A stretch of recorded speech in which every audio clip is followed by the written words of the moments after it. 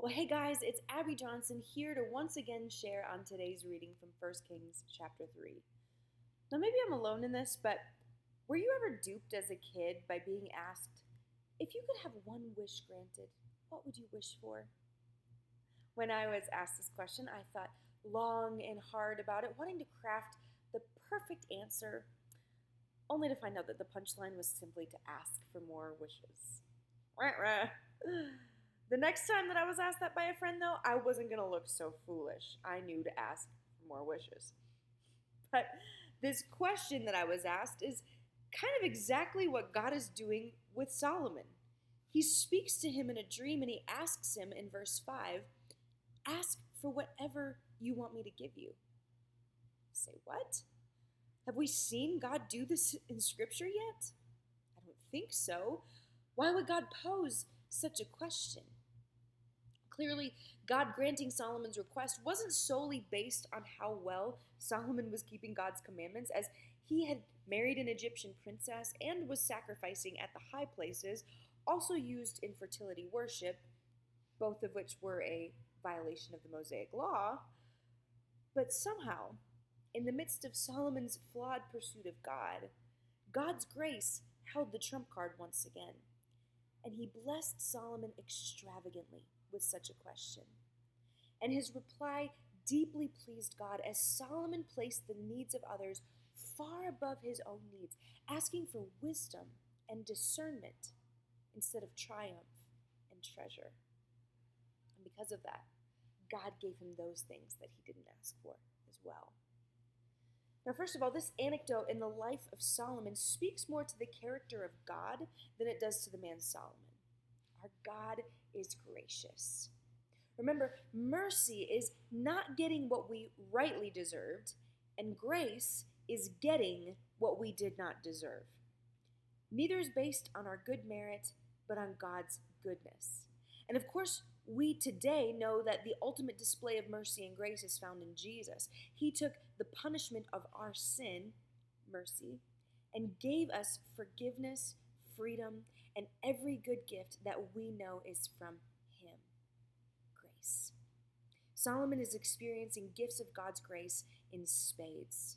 And the second thing is, Solomon asked rightly. He asked for a gift that would benefit others, not just himself, and that pleased God. And because we can clearly see that God was honored by Solomon's request, I want to ask the same thing. In the book of Proverbs, Solomon makes it clear to ask for that. He makes it clear to go after wisdom. Proverbs 4:5 says, get wisdom, get understanding. And again, Solomon says in 4:7, get wisdom. Though it costs you all you have, get understanding. And then in Proverbs, once again, Solomon gives us the key for acquiring wisdom. It's Proverbs 9:10. It says, the fear of the Lord is the beginning of wisdom, and knowledge of the Holy One is understanding.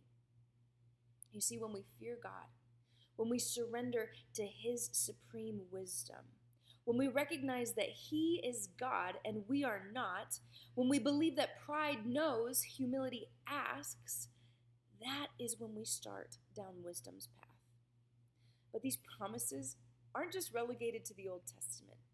Listen to the words of James 1 verse 5. It says, if any of you lacks wisdom, you should ask God, who gives generously to all without finding fault, and it will be given to you. This is one of my favorite promises to turn to in Scripture. I am included. You are included when he says, if any of you lacks wisdom. I know I am the first in line saying, I'm lacking wisdom. This wasn't just a gift for Solomon, but one that's for all of us. And God longs to share his heart, his ways, and his understanding with each of us. But we simply need to do what Solomon did. Ask. In God's graciousness to us, he shares with us his heart. He helps us to discern truth. He blesses us for wanting to submit to him as our king and not our consultant. So where are you lacking in wisdom today? What problem has arisen or decision that needs to be made that you recognize you need God's wisdom on? Have you asked him what he thinks? Have you listened to his response? What about in our day-to-day walk with him? Not just when needs arise. Are we seeking his wisdom and his counsel as we spend time in his word and prayer, coming under his lordship and his leadership? Now, I would love for each of us to spend a few minutes today inquiring of his wisdom, whether there's an immediate need or not. Also, wisdom is a spiritual gift, and God writes through Paul and encourages all of us to pray for all the spiritual gifts, including wisdom. Solomon asked for it, and God was pleased by his request. And I believe he will be honored by us wanting to seek his heart and know his ways, professing the belief of Isaiah 55, verses 8 and 9. It says, "For my thoughts are not your thoughts, neither are my ways, declares the Lord. As the heavens are higher than the earth, so are my ways higher than your ways, and my thoughts than your thoughts." If God's ways are higher, if his thoughts are higher, I want to get to where God is. And so I'm going to ask him for his wisdom. I love you guys. Thanks for spending time with me.